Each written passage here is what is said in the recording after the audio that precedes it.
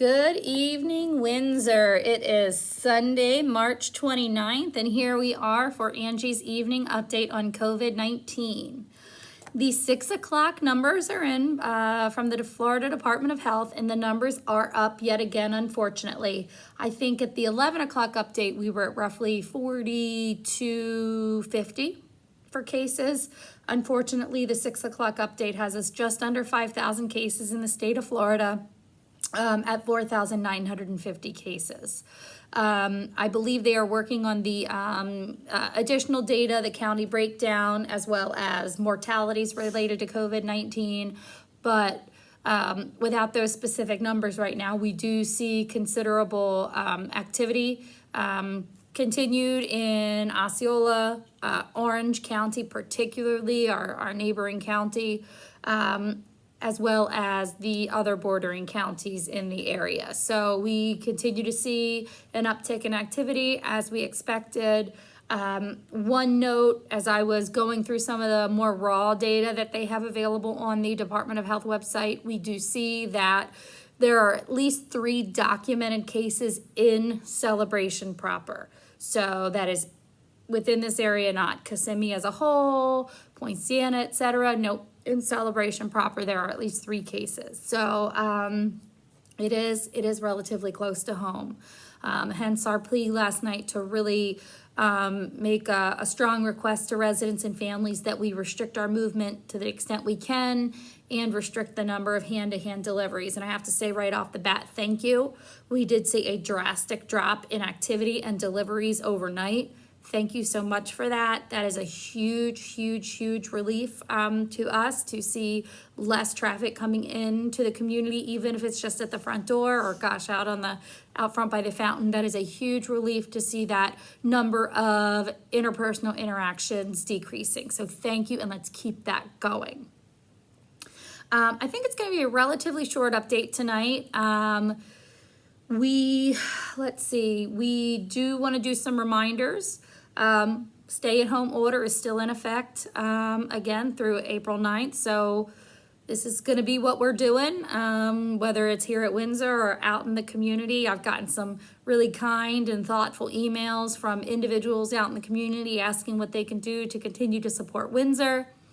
And as I've said, send us some art, send us some pictures, shoot us some videos, give us some content for our internal channel. Let's see some familiar faces that we can enjoy here at the community. But thank you for the wonderful emails, whether it's from residents, from family, friends, etc. Keep that coming. We definitely like to use those amazing messages for our employees to really keep them feeling good and feeling positive, and it really does make a huge difference. So thank you for that. I know that it certainly resonates with me, even as an individual reading those messages every day. Some updates though, the delivery, the additional delivery restrictions again go into place tomorrow. So if you are getting what I'm kind of calling a hand-to-hand delivery, although nothing should be hand-to-hand at this point, delivery are going to be between 9 and 11 a.m. We're trying to keep that into the cooler part of the day since our staff is going to have to be out in front of the fountain receiving those, and it has been getting quite hot when not shaded, as I'm hearing from residents who are trying to enjoy time outside, etc.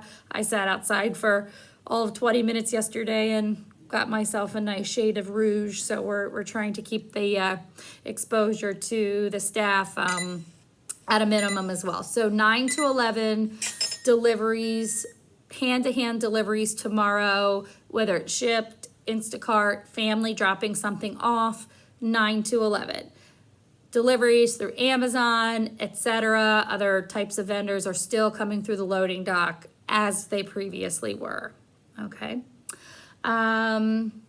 Let me see what else. The grocery order sheets again went out yesterday, I believe. And I also sent them out last night to families and to residents by email. Those should be turned in tomorrow to the food and beverage team, I believe by noon. I do think that Angie, our food and beverage server, is going to be picking them up from residents in the villages tomorrow. So if you haven't emailed one to her or dropped one off for the club residents, she will be going door to door and picking up any orders, and they will be filled and distributed on Tuesday and I believe Friday. So stay tuned as we kind of get in a rhythm with that and we see what residents are ordering and just kind of generally hearing how everybody thinks that's going. But I think it's going to be great. I can already see myself ordering some things off of there just to kind of get me through. Again, we're serving making available 3 full meals a day to residents and snacks, whether the club residents are coming down and picking up still or the village and neighborhood residents are having them delivered. There are 3 square meals available here in the community, so we do have some light meal options, paper goods, but lots of snacks and just kind of the normal things people like to have on hand. So hopefully everybody feels good about that and looks forward to getting that off the ground. Okay, and remember, if there's anything not on that list that is essential and you're having trouble getting it because of whatever reason, talk to someone, let one of the leadership team members know, etc. And let's talk about how we can help you get that through the least, the least concerning way. We're happy to help. All righty. One thing CC wanted me to mention today is that we're really trying to, as time goes on, we are trying to be creative and really trying to beef up the things on channel 2501 for our residents. So she has some really fun things starting. This week we have educational classes. We actually are running an MIT course on cryptocurrency, engineering and design, which when she first said to me, I nodded and acted like I knew what that meant. But I didn't, so I guess I need the class. But sounded a little bit more my speed when she kind of broke it down into the first class is actually on the origins of money. So that's pretty interesting. So that is going to be on Monday, Wednesday, and Friday at noon on 2501. And that runs for 60 to 80 minutes. And so you pop down early if you're a club resident and get your lunch. Opens at 11:30, or if you're a village resident, have your TV tuned in while you're waiting for your meal delivery, and that sounds like a really interesting class. So that is Monday, Wednesday, and Friday. Additionally, on the days off of the cryptocurrency course, we are having a creative writing course Tuesdays and Thursdays at noon. So same thing. So Monday through Friday at noon, there will be an educational class that residents can enjoy. Cece, is it a different class every day for the cryptocurrency? Yes, so it's a series of lectures. Okay, so if they miss one, it's okay to jump on to another one? Mm-hmm. Perfect, there you go, you heard it from Cece. So don't worry if you napped through one or whatever it might be, you can pick right up on the next lesson the next day. All right, additionally, because we do miss our evening fireworks, every evening at 8 o'clock we are showing a different Disney fireworks show. We are excited for this Fridays at 8 o'clock. We're going to be showing the Disneyland Paris show, so that should be pretty interesting. So tune in for those at 8 o'clock.